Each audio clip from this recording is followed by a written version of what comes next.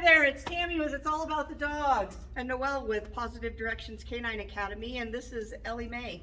Yay! Yay! And Zella. And Zella's here. Today we're talking about recalls and how Right. important a recall is. Yes, recall is one of those commands that can save your dog's life. I remember saying that in one of the earliest classes that I went to, is if you have a good recall, it's imperative to keeping your dog safe. Absolutely. If they get away from you in a situation. Absolutely. How many of us haven't been tempted by just turning our dogs loose and letting them run? There's nothing more fun or more rewarding for an owner to see their dog happy. Yeah.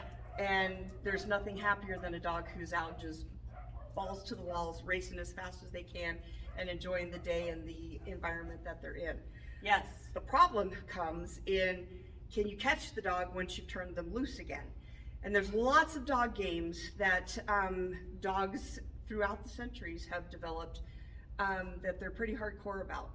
One of them is the almost touch me. So where they come almost all the way to you and you can almost grab them, but not quite, and then they're off again. And then they take off, yeah. Right, so. Well, and they think it's a game if you start after them, right? Yeah. If now you're chasing them and it's like, oh, this is fun. Yes. And that's a really bad idea if they're out running amok and there's a busy street nearby or something.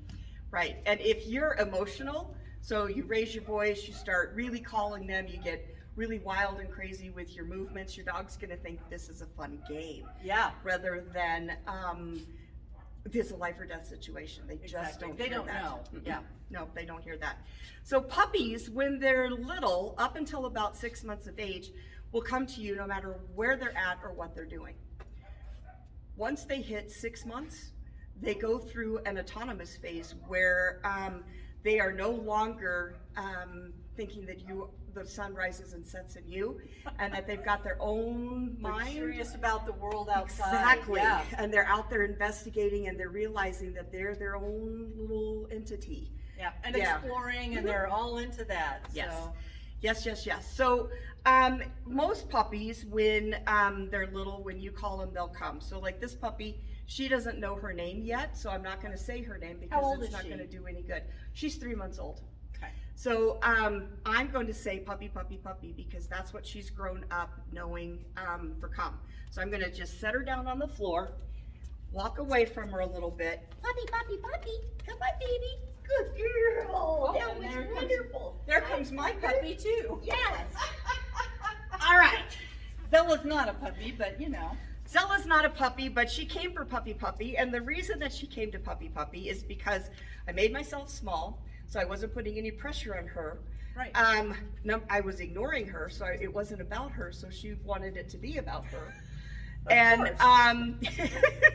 I sounded like we were going to have a good time. Yep. So if you sound like you're going to have fun, you make it so that you're not putting pressure onto the dog.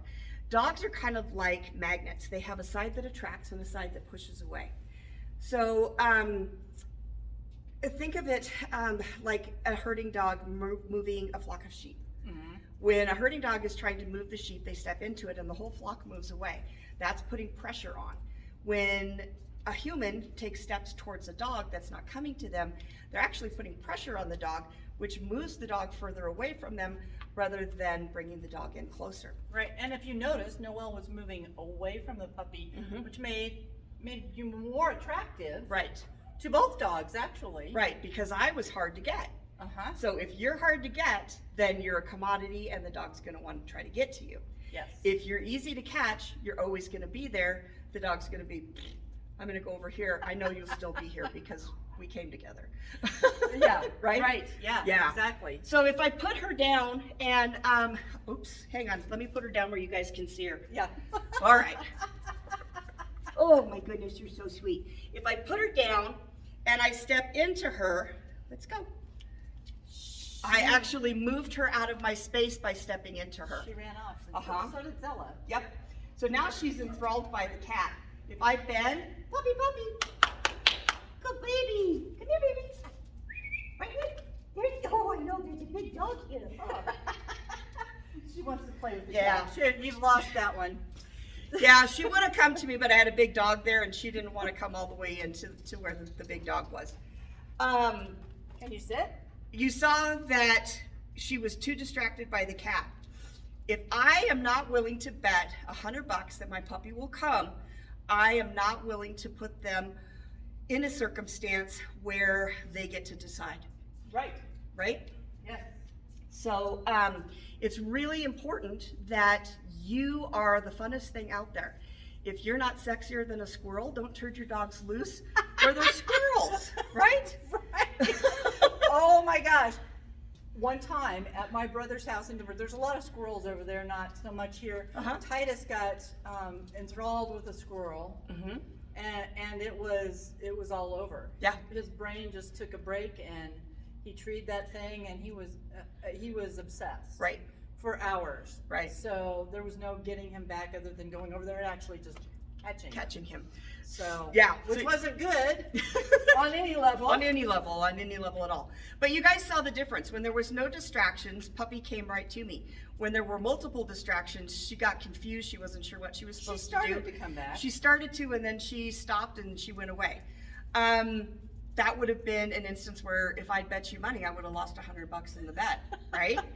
But because I know she doesn't really have a good recall, I'm not going to put her in a circumstance where she could get herself hurt. And it's the same thing with your adult dogs.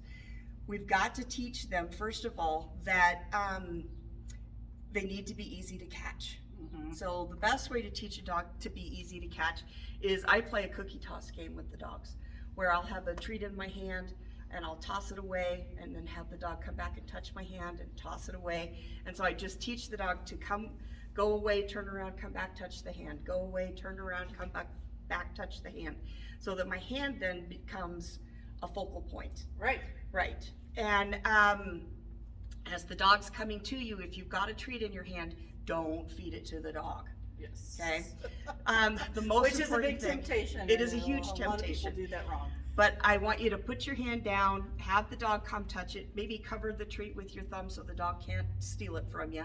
Have them sit or shake or spin in a circle and then give the treat, or grab a hold of the collar and give the treat, so that there's something entirely different going on when the food is delivered to the dog rather than they're coming to the food. Well, and the importance of that is if they're in a situation like you want them to come and there's a lot of other distractions, that's your target, right? Exactly. So if I had taught this puppy that there was a target and I put my target hand out to her, she might have chosen that. I don't know. Again, until I'm willing to bet money that she'll do it, she's going to be called on a leash.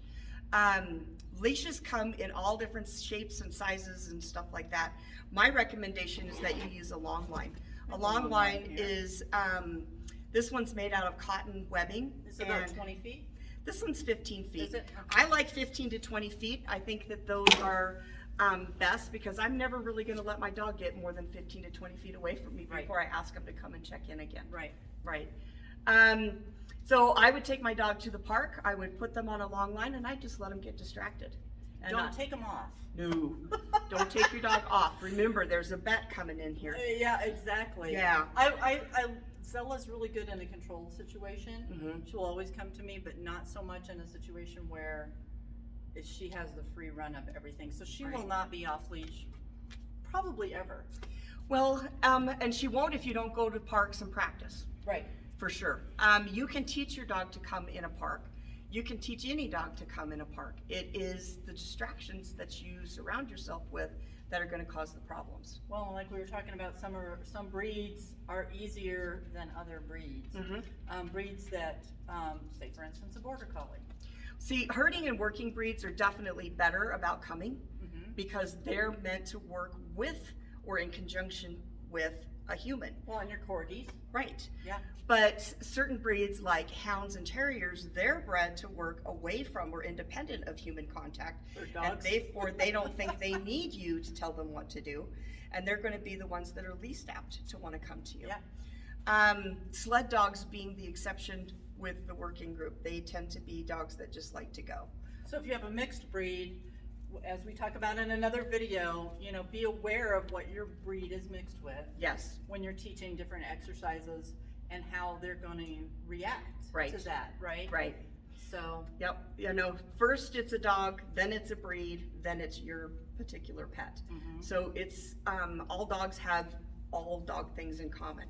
And then breeds have breed-specific things in common. Right. And then your particular dog is a special entity unto you. because they're all unique. They are all unique, even within those parameters. Yes, they're all dogs, and maybe yes, they're all red and white, or Irish red and white. But each Irish red and white has their own personality and their own, For so sure. they're going to have tendencies that are going to be predictable, but yes, that big but. I have a friend that, we have a mutual friend, Tyria, that does some field trials she did this weekend with her puppy Oscar. Oscar's what, a year? A year. A little over a year old.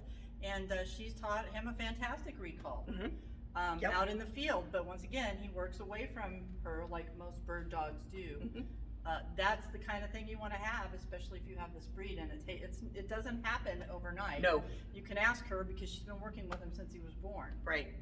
So that is a product. When you see a dog that comes when they're called, it's a product of work. It is not a happy accident. It is not something that dogs just naturally do. No. There may be like the 1 or 2% out there that will just come no matter what, but they're few and far between.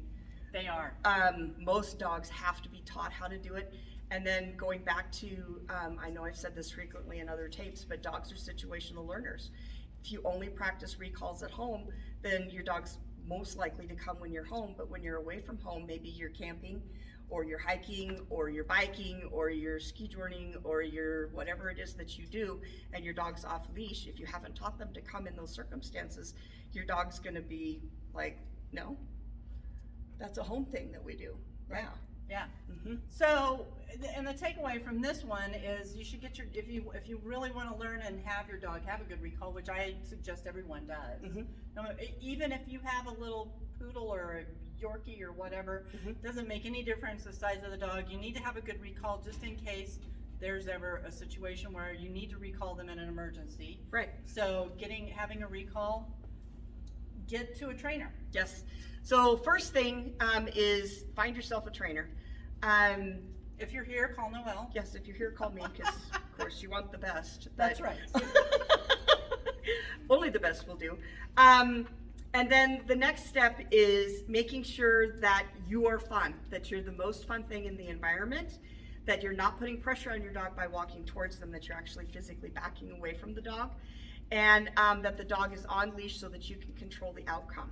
Yes. Yes, and you're not going to take them off leash until you're willing to bet somebody $100 that your dog will come to you in that particular circumstance. Go buy a long line. Yes. Make your own long line. Make one out of rope. Piece of rope or something. Yeah. Absolutely. So thank you guys so much for tuning in. That's all we've got for you today. Do you have any questions? Yes, questions, ask me, put them down there, wherever you need to write them. We'd be happy to get back to you. Like, subscribe, share. Yeah. That's it. Click all the buttons, do whatever you need to do. Absolutely. And come back because we always have something for you next week, right? Absolutely. All right, thanks. Have a good one. Bye, guys.